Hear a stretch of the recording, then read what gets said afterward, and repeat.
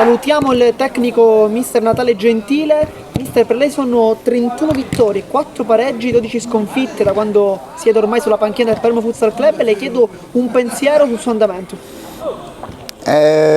Diciamo, i numeri parlano chiaro, c'è da essere soddisfatti e quindi si può sempre fare meglio. Certo, quelle 12 sconfitte, se fossero state 4-5 era meglio, però si può perdere, vincere e pareggiare. Noi ne abbiamo vinte di più, quindi va bene così.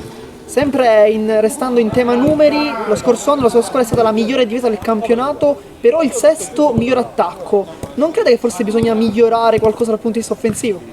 Sì, sicuramente queste statistiche sono utili poi a fine anno, anche durante, danno delle indicazioni su dove si sta facendo bene e dove si può migliorare, ed effettivamente questo è un dato di fatto. Il Palermo Futsal Club ha già realizzato 3 amichevoli, le chiedo come ha visto i ragazzi, sia quelli arrivati dal mercato estivo che chiaramente i confermati. Allora, premesso che le amichevoli, specialmente in questo periodo pre-campionato o magari incontri squadre che non siamo tutte allo stesso livello di preparazione, lasciano il tempo che trovano. Devo dire che sono contento di tutte e 3 le amichevoli, sia per le squadre che abbiamo incontrato, che erano il Capaci, gli Emiri e l'Under 19 del Palermo Calcio 5, che sono tutti nostri amici, quindi è stato un piacere giocare con loro. Dal punto di vista tecnico non faccio un commento perché, ripeto, lasciano il tempo che trovano in questa fase di preparazione. Sicuramente sono soddisfatto dei nuovi e della rosa in genere.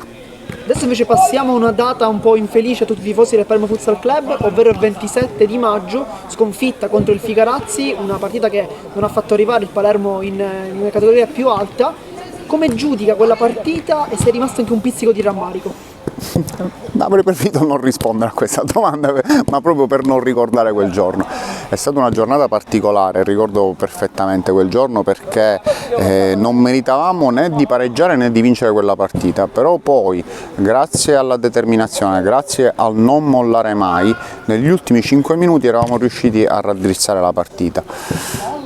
Poi per episodi alla fine abbiamo beccato gol, abbiamo preso gol praticamente all'ultimo secondo, quindi onestamente un pochettino di amaro in bocca rimane.